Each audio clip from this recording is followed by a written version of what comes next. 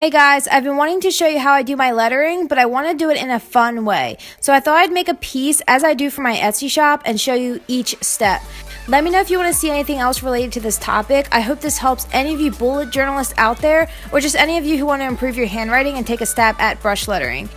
So for starters, I'm using watercolor paper because the texture works really well with my pens, the Tombow dual brush pens.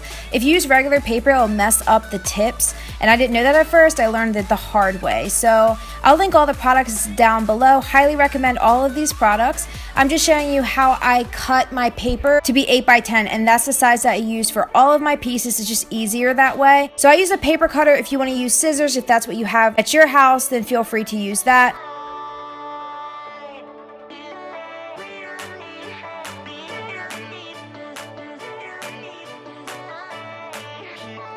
I'm just showing you my stencil that I have. I keep all my stencils for my pieces, and that's basically my sketch to make sure that everything is centered and lined up in the way that I want it.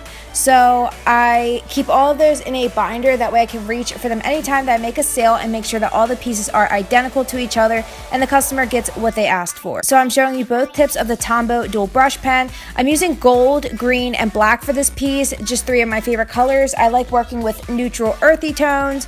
And this is a quote that actually a customer ordered very recently, and I'm about to ship out 2 pieces in different colors of this quote, so I thought it'd be fun to use this for this video.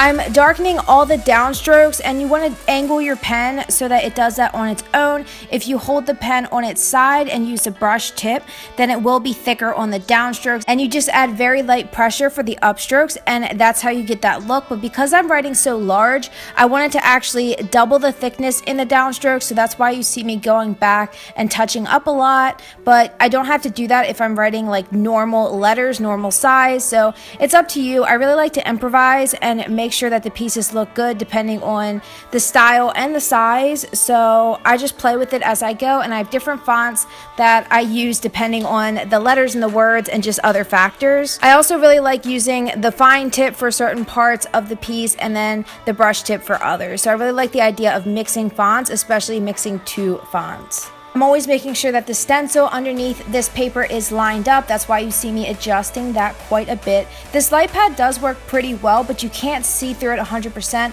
especially in my case because I did have a lot of lights on me just for filming purposes. So that's why I lift up the paper just to make sure that I know exactly what I'm writing so that I don't make any mistakes. And whenever you're trying out new pens, you just have to get a feel for the way that the pen works and whatever tip that it has with brush lettering. So don't get frustrated if you have a little bit of trouble when you first start using a new pen. You just got to break it in and get used to it.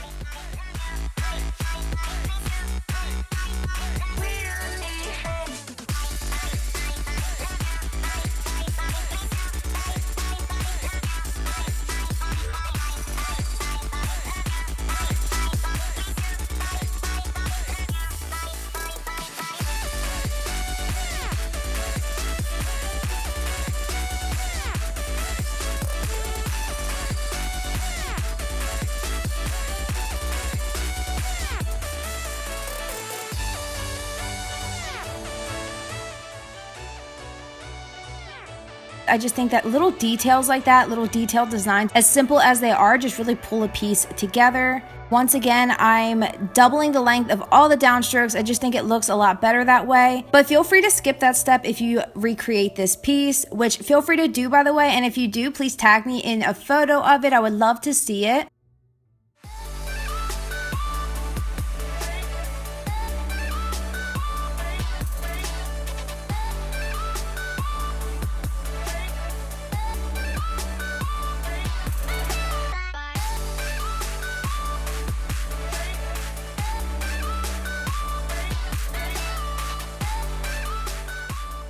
I hope you guys enjoyed this video. I hope that you found it to be entertaining and also helpful if brush lettering or just improving your handwriting is an interest of yours. I had a lot of fun creating this, and let me know what else you guys want to see in the future. Please like this video if you did enjoy it, and I'll see you in my next one.